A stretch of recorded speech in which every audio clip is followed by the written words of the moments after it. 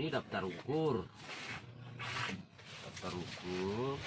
Daftar ukur ini setelah kita mengukur fisik kapal tadi, nih nanti hasil pengukuran ini kita tuangkan ke daftar ukur. Disinilah perhitungannya panjang, lebar, dalam, LOA kapal, terus keterangan bangunan-bangunan atas, perhitungannya, volumenya. Nanti di sini kita hitung volume. Di sini juga kita hitung memakai rumus pengukuran dalam negeri karena kapal ini panjangnya kurang dari 24 meter. Nah, setelah kita mengisi data, hitung sesuai dengan rumus, nanti akan ketemu hasilnya GT berapa sama NT berapa. GT itu apa itu, Pak? GT itu isi kotor dari kapal ini yang merupakan perkalian dari rumus sesuai dengan peraturan menteri ini, perkaliannya dengan volume kapal, volume total. Berarti berat kotor semua Isi kapal, kotor, isi kotor kapal. GT itu merupakan isi kotor kapal. Kalau NT-nya? NT itu isi bersih. Misal GT 10, NT-nya itu gimana ngitungnya? Kalau GT itu dihitung 25% dari volume total. Tapi kalau NT atau isi bersih itu tidak boleh kurang dari 30% GT-nya. Misalnya GT-nya 10. Nah, kalau GT-nya 10 berarti dikalikan dengan 30%. Berarti 30% kali 10. Nanti NT-nya itu 4. Misalnya 3. Ketemunya di perkaliannya 3. Tapi tidak boleh kurang dari 30%.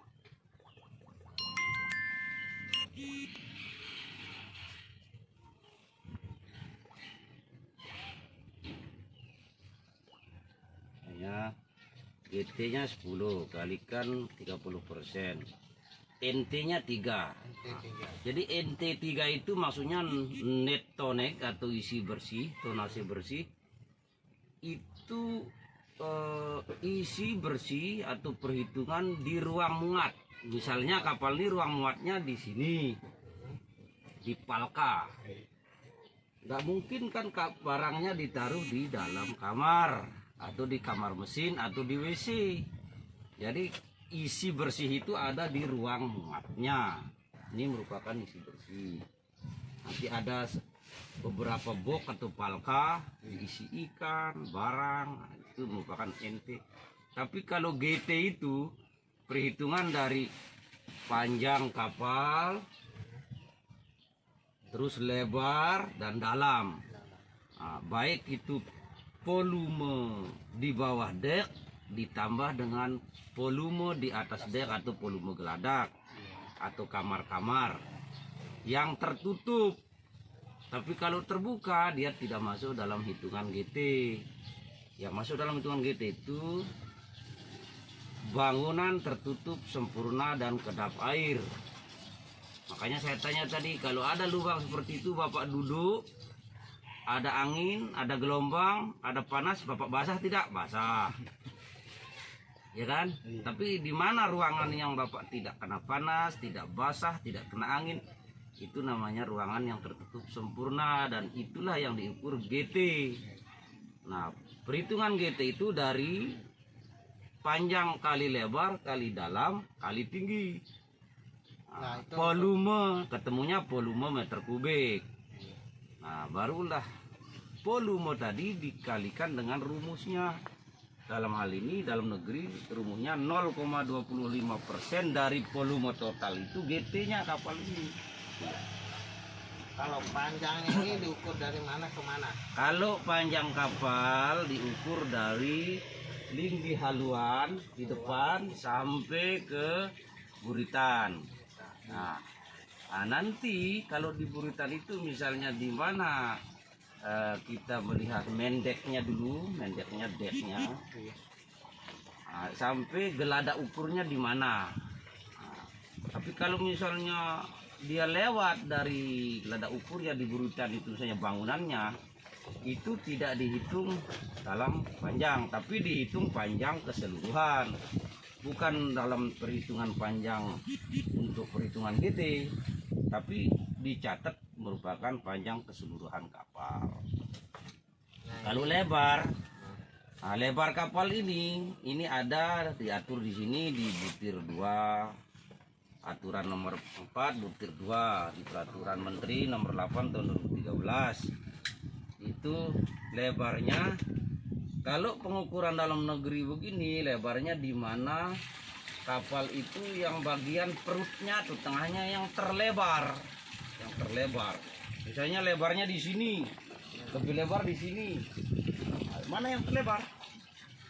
Yang terlebar. Tapi bukan perutnya di depan sana, bukan juga isi urutan, yang terlebar.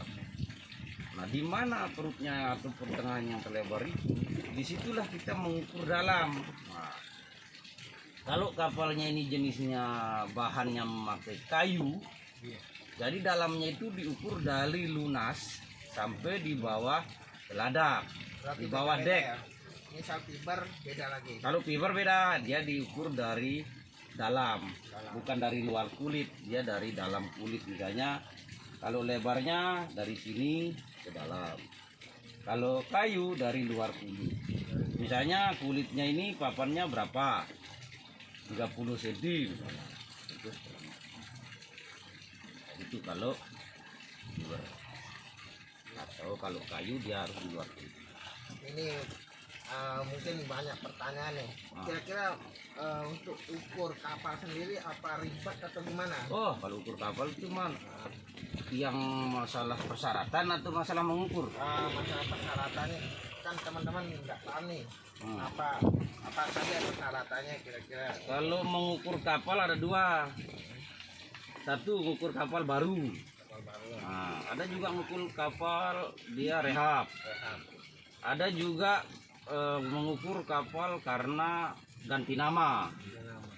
Nah, gitu. Misalnya kapalnya sekarang cuma Liak Indah. Nah, tahun depan mau diganti pakai Arab Saudi misalnya, nama kapalnya kan, itu diganti namanya, dia harus berulang.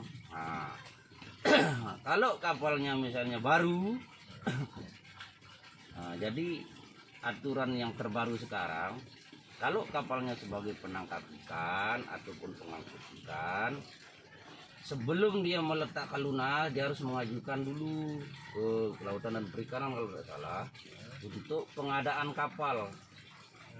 Ya, itu pun pengadaan kapal itu banyak syarat-syaratnya. Nah, terlampir di situ.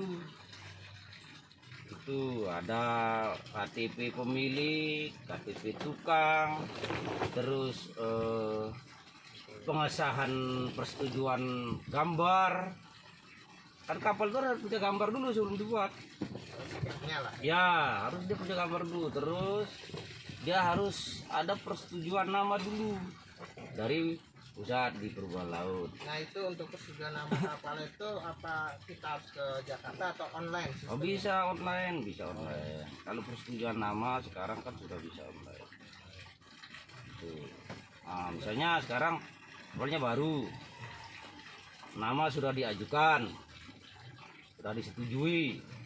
Nah, persetujuan nama itu harus kan ada surat keterangan kepemilikan dari desa, ada surat keterangan pajak tukang atau galangan mengetahui desa dan camat, ada juga KTP pemilik yang online, NPWP pemilik juga atau perusahaan atau pemilik, terus persetujuan nama. Kalau kapal itu menangkap ikan, dia harus ada rekomendasi dinas dari Perikanan Kelautan Provinsi. Terus baru setelah semuanya komplit persyaratan itu, baru dibuat surat permohonan pengukuran kapal, diajukan ke kantor Sabandar yang punya kode pengukuran dan punya libur. Setelah dia mengajukan, keluar surat perintah tugas. Contohnya seperti saya ada surat perintah tugasnya, turunlah mengukur kapal seperti tadi. Setelah kita ukur, baru kita tuangkan hasilnya ke daftar ukur ini. Nah, dari daftar ukur ini nanti kita satukan semua berkas pengajuan pengukuran tadi itu di template, dikirim ke kantor pusat untuk disahkan. Nah, Bapak bisa meminta diterbitkan surat ukur sementara, pas besar sementara, dan sertifikat sementara untuk keperluan operasi berlaku 3 bulan. Nah, untuk permanennya itu jangkanya berapa? Permanennya itu untuk surat ukur saja itu tidak lama sebenarnya. Kalau tidak ada kendala pengiriman apa semua atau cuaca keadaan begini, itu 10 hari lama lah. Seminggu lah standar. 10 hari sudah maksimal untuk surat ukur. Tapi kalau langkah selanjutnya nanti ada namanya pendaftaran. Nah, pendaftaran kapal itu kan bisa online juga untuk mendapatkan gross akte, dan nanti bisa diajukan untuk penerbitan pas besar yang permanen. Berarti kita harus mendaftarin surat ukur dulu, terus ke gross akte, baru pas besar ya? Baru pas besar. Surat ukur, terus daftar dapat gross akte, baru bisa diajukan untuk penerbitan pas besar.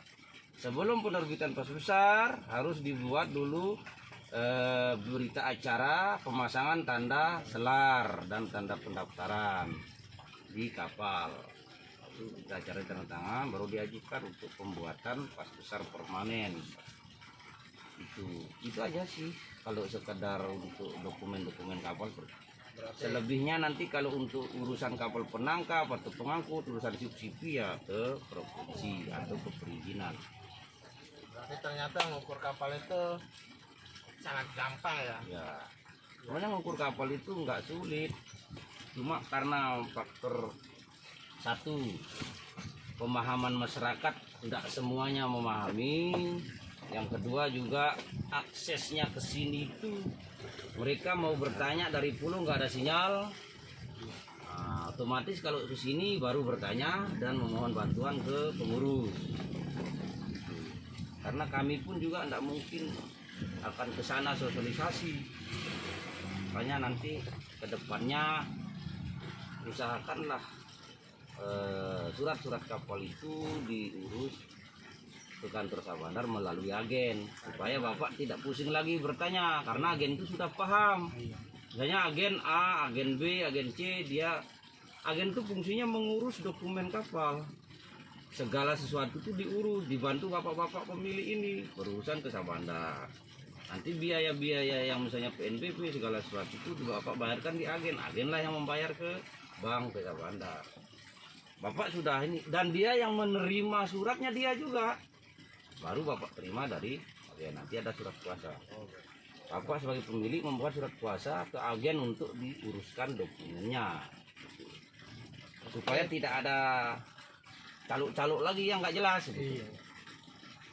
Ya, terima kasih dengan Bapak siapa ini? Muhammad Khairuman. Khairuman, ya. Dari KUPP Labuan Lombok kelas 3. Selaku Terima ahli kasih.